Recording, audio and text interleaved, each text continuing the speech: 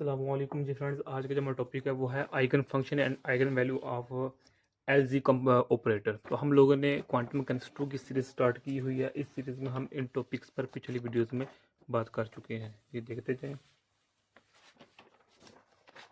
ये हमारे पास है। तो आज की जो हमारे पास वीडियो है वो वीडियो नंबर हमारे पास है 22 है। इसका हमारे पास पार्ट है, ईच पार्ट है eigen function and eigen value of L G operator. आइए इसको स्टार्ट करते हैं। बिस्मिल्लाहिर्रहमानिर्रहीम सल्लल्लाहु अला मुहम्मद सल्लल्लाहु अलैहि वसल्लम। अच्छा, चूँकि हम जो है जेटली की बुक को फॉलो कर रहे हैं, तो जो जेटली की बुक है उस पर हमारे पास ये है eigen function and eigen values, ये वाला है पार्ट। ओके, तो ये है। तो इस पर चूँकि हम, यानी कि ये लाजमी नहीं है कि हम जेटली की बुक को ही फॉलो करें, हम ग्रिफ्थ की बुक को भी हम फॉलो कर सकते हैं। लेकिन जो चूँकि हम स्टार्ट से ही जेटली को फॉलो करते आ रहे हैं, तो इस जेटली के अकॉर्डिंग मुझे ना ये समझ नहीं आ रही कि जेटली ने किस तरह की क्वेश्चन लिखी हुई हैं, या फिर मुझे समझ नहीं आ रही है कि ये किस तरह है। हालांकि उसने अपने मुताबिक तो सही लिखी होंगी, लेकिन मुझे नहीं समझ आ रही। तो अलबत्ता इससे कई मेथड होते हैं एक क्वेश्चन को सोल्व करने के। ओके, तो अब इसको हम, जो मुझे अच्छा तरीका लगा है वो मैं इधर डिस्कस करने की कोशिश करूँगा।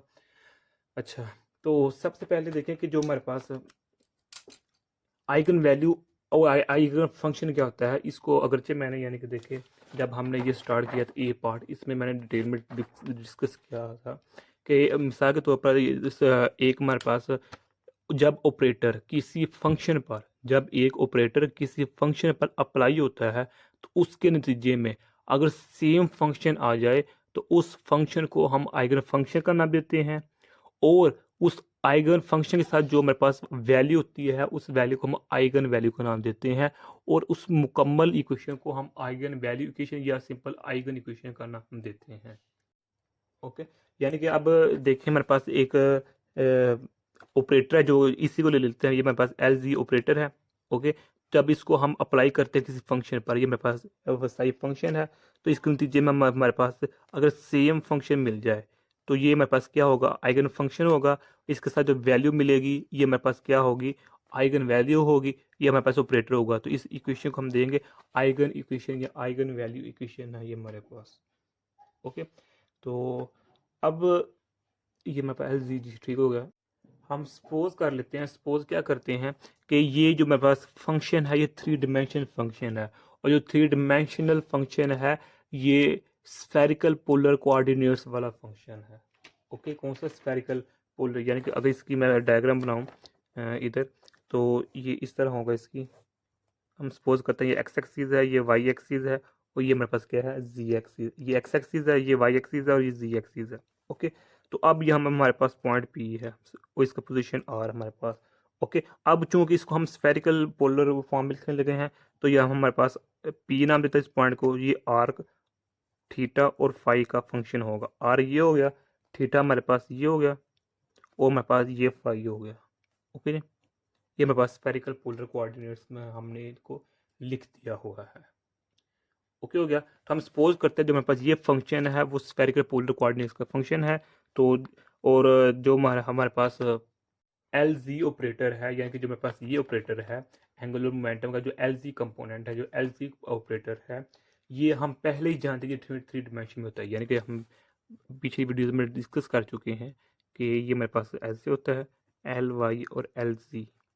ओके, अगर स्क्वायर लेना चाहें तो स्क्वायर भी ले सकते हैं। तो ये है हमारे पास ऑपरेटर, ये वाला। तो ये कंपोनेंट किसका गया, एंगुलर मोमेंटम का कंपोनेंट है। ओके, ये भी ऑपरेटर है, ये भी ऑपरेटर है, ये भी ऑपरेटर है, तो ये भी ऑपरेटर है। तो ये ऑपरेटर जब हम इस स्फेरिकल पोलर कोऑर्डिनेट पर अप्लाई करते हैं, ये भी थ्री डिमेंशन में है, ये भी थ्री डिमेंशन में है। ये पहले ही हम जानते हैं ये स्फेरिकल पोलर कोऑर्डिनेट्स में होता है, लेकिन इसको हमने फर्ज कर लिया ये स्फेरिकल पोलर कोऑर्डिनेट्स में है। तो मेरे पास इसका जो आंसर होगा वो यानी कि अप्लाई करते हैं इस पर, तो हमारे पास आइगन वैल्यू आती है और हमारे पास सेम आइगन फंक्शन होता है। तो अब हमें चूंकि पहले कहिए मेरे पास एल जी ऑपरेटर है, तो इस जो एल जी है, एल जी ऑपरेटर है, इसको मैं इस तरह लिख सकता हूँ। ओके, आई थिंक ये आपको समझ आ होगी क्यों क्यों लिखा है। देखिए, जब जब से हमने ये टॉपिक स्टार्ट किया तो हम बल्कि क्वांटम का स्टार्ट की हुई है स्पेशली ये, तो इसमें हम ऑपरेटर ही यूज़ करते आ रहे हैं तमाम। ओके, यानी कि अब ये एल जी ऑपरेटर है ना, इसी तरह हमारे पास जो पोजीशन ऑपरेटर भी हो सकता है। ओके, तो इसी तरह जो मोमेंटम ऑपरेटर है होता है, मोमेंटम ऑपरेटर किसके इक्वल होता है, नेगेटिव आयोटा एच का पार्शियल और पार्शियल एक्स के। इससे जो मेरे पास एंगुलर मोमेंटम होता है वो इसकी इक्वल है, ये मैं आप अभी लिख दिया आप लोगों के सामने। इससे जो मेरे पास काइनेटिक ऑपरेटर होता है, काइनेटिक एनर्जी ऑपरेटर होता है, वो किसकी इक्वल होता है, वो होता है हमारे पास negative H square over 2m partial square partial X square. ये एक्स वाई हो सकता है, वाई हो सकता है, जी हो सकता है, एक्सिस पर डिपेंड करता है। इसी तरह जब पोटेंशियल एनर्जी ऑपरेटर होता है जो कि हमारे पास होता है वी एक्स होता है। ओके, तो इसी तरह आप टोटल एनर्जी में मैटर होता है, तो टाइम डिपेंडेंट लिहाज से, टाइम इंडिपेंडेंट लिहाज से, तो ये हम तमाम बातें डिस्कस कर चुके हैं। तो सपोज करते हैं ये मेरे पास एल जी ऑपरेटर है, वो किसकी इक्वल है, इसकी इक्वल है। ओके, तो जिस तरह दूसरे ऑपरेटर्स होते हैं। तो अब जो मेरे पास ये है ना, ये वाली जो मेरे पास ये है एल जी, इसकी वैल्यू को मैं इधर पुट कर देता हूँ। तो जब मैं इधर पुट करूंगा तो हमारे पास ये इक्वेशन आ जाएगी, ये वाली। सिर्फ सिंपल क्या किया है, जो एल जी है इसकी वैल्यू को पुट कर दिया हुआ है। ओके, ये वाली वैल्यू है, सॉरी ये नेगेटिव में आती है। ओके, सो ये नेगेटिव है इधर। तो अब इसको को हम मैनेज करेंगे बस, और कोई मुश्किल काम नहीं है।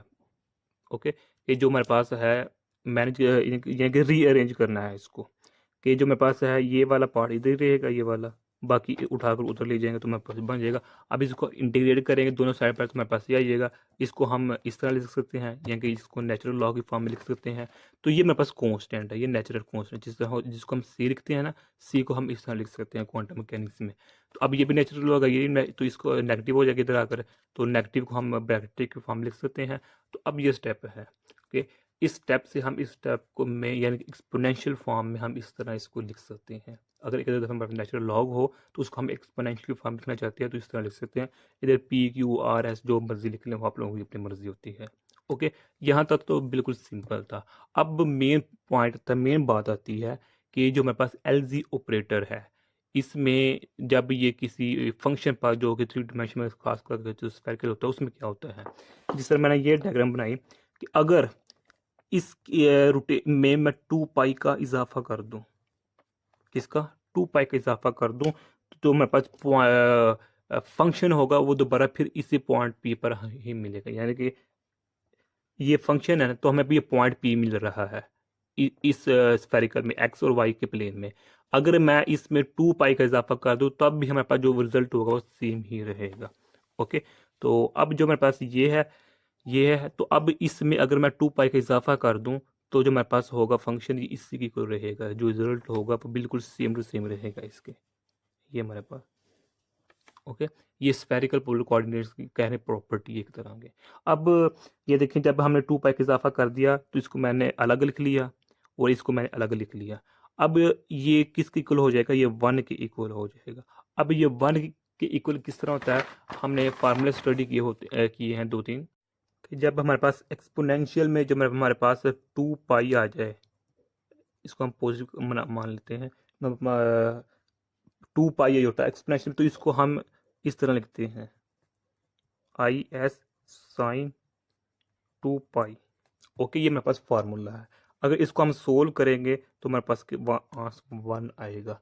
इसी तरह अगर मैं इसको करूँ सॉल्व तो हमारे पास क्या होगा, कॉस 2 पाई नेगेटिव, ये नेगेटिव है तो इधर नेगेटिव आएगा, तो I S sine 2 pi theta, इसका आंसर भी हमारे पास 0 के इक्वल होगा। तो अब एक्सपोनेंशियल में 2 पाई है, तो यहाँ भी क्या है हमारे पास, एक्सपोनेंशियल में हमारे पास 2 पाई है, तो लिहाजा इसका जो आंसर होगा वो भी हमारे पास किसकी इक्वल आएगा, 1 के इक्वल आएगा। तो लिहाजा हम एक चीज बना सकते हैं, एक रूल बना सकते हैं। वो ये क्या होगा कि अगर पॉजिटिव माइनस 2 पाई अयोटा होगा वो किस, या फिर 4 पाई अयोटा होगा, या फिर 6 पाई अयोटा होगा, वो किसके इक्वल होंगे, वो 1 के इक्वल होंगे। लेकिन एक और टर्म इसमें ऐड करते हैं कि पॉजिटिव माइनस इधर हमारे पास होगा m 2 pi is equal to 1। अब 2 4 6 8 10 11 12 इसी तरह सो चला जाएगा, तो लिहाजा जो मेरे पास m की वैल्यू होगी वो हमारे पास जो होगी 0 से 1 2 3 4, इस तरह हमारे पास ये वैल्यू होगी m की। सॉरी, इधर हमारे पास ये positive negative positive negative positive negative, ये हमारे पास पॉजिटिव नेगेटिव आता है इस तरह। ओके, तो लिहाजा ये भी इसकी इक्वल। अब इस इक्वेशन को हम यूज़ करेंगे, तो अब चूंकि हमने ये बता दिया ये इसके इक्वल है तो ये 1 के इक्वल हो गया। अगर हमारे पास ये 1 के इक्वल हमारे पास आंसर आ गया है जिस तरह हमने प्रूव किया, तो ये भी 1 के इक्वल ही है ना, जिस तरह हमने ये अभी देखा। तो ये भी 1 के इक्वल है, और जो हमने ये देखा ये वाला ये भी 1 के इक्वल है, तो लिहाजा इसको हम इक्वेट कर लेते हैं। ये भी ई है, ये भी ई है, ये भी अयोटा है, ये भी अयोटा है। ओके, तो ये भी 2 पाई है, ये भी 2 पाई है, बस फर्क क्या है ये एम का, ये वाला। तो एम को हम इस फॉर्म लिख दिया, तो मेरे पास ये lambda equal to M is cut बन गया। ये हमारे पास बन चुका है। ये हमारे पास आइगन वैल्यू निकली है। क्या निकली है? आइगन वैल्यू, ये वाली। हमने कहा था ना ये आइगन वैल्यू है, ये आइगन फंक्शन है हमारे पास। ओके, तो ये मेरे पास है। अब जो मेरे पास एम है ये मैग्नेटिक क्वांटम नंबर कहलाता है। तो जिस तरह पहले अर्ज की कि जो एम की वैल्यू है वो 0, +1, पॉजिटिव -1, पॉजिटिव -2, इस तरह है जिस तरह हमने ये लिखा हुआ है, ये वाली। ओके, तो अब जो हमारे पास होगा एक, अगर हम इसको सीरीज की फॉर्म लिखना चाहें जो आइगन वैल्यू, तो हमारे पास 2 H cut, negative H cut, 0 positive H cut, तो +2 एच कट, इस तरह +3 एच कट, +4 एच कट, इसी तरह -3 एच कट, -4 एच कट, इस तरह हमारे पास सीरीज की तरह बन जाएगी इसकी। ओके, ये हमारे पास आइगन वैल्यूज की। तो इसको हम कहते हैं, ये मेरे पास that's called spectrum of eigen values. क्या है? Spectrum of eigen values. तो यही आज का हमारा इतना सा टॉपिक था। ये आगे वैल्यू तो एम मैंने पहले बता चुका हूँ, ये मैग्नेटिक क्वांटम नंबर होता है, यानी कि मेरे पास ये स्पिन और एजीमुथल क्वांटम नंबर का के दरमियान जो थर्ड वन है हमारे पास क्वांटम नंबर। जब हमने क्वांटम मैकेनिक्स 2 की अभी जो इस सीरीज के स्टार्टिंग में हमने इसको मैग्नेटिक क्वांटम नंबर को भी स्टडी किया था। ओके, तो इसके जो बेसिक पर्पज होता है मैग्नेटिक क्वांटम नंबर का, कि ये जो सब शेल्स होता है जो सब शेल्स होते हैं, मिसाल के तौर पर SPDF, जो सब शेल्स होते हैं उनको, यानी कि जो मेरे पास मैग्नेटिक क्वांटम नंबर होता है, ये सब शेल्स को इंडिविजुअल ऑर्बिटल्स में चेंज कर देता है, कन्वर्ट कर देता है, और फिर उसमें इलेक्ट्रॉन को प्लेस करता है। ये इसका बेसिक पर्पज होता है। खैर, तो ये उसके अलग डिस्कशन है। तो ये एक तरह का फंक्शन था। ये हमारे पास पोलर स्फेरिकल पोलर कोऑर्डिनेट्स होते हैं। अब जो इसके डिटेल है कि हमारे पास क्या नाम लेते हैं कि एक्स कंपोनेंट, वाई कंपोनेंट, इस तरह जो जी कंपोनेंट है वो इसमें क्या है, यानी कि जो हमारे पास इधर एक्स कंपोनेंट है, क्योंकि हमारे स्फेरिकल पोलर कोऑर्डिनेशन है, तो इसमें जो एक्स कंपोनेंट होगा वो R sine theta cos phi equal होगा। जो वाई कंपोनेंट होगा हमारे पास वो होगा R sine theta sine phi equal होगा, और जो जी कंपोनेंट होगा वो आर कॉस थीटा इक्वल होगा। खैर ये डिटेल इसमें नहीं है, लेकिन इसका हमें पता होना चाहिए। तो यही आज का हमारा इतना सा टॉपिक था। जज़ाकल्लाहु खैर। अस्सलाम वालेकुम व रहमतुल्लाहि व बरकातुहू।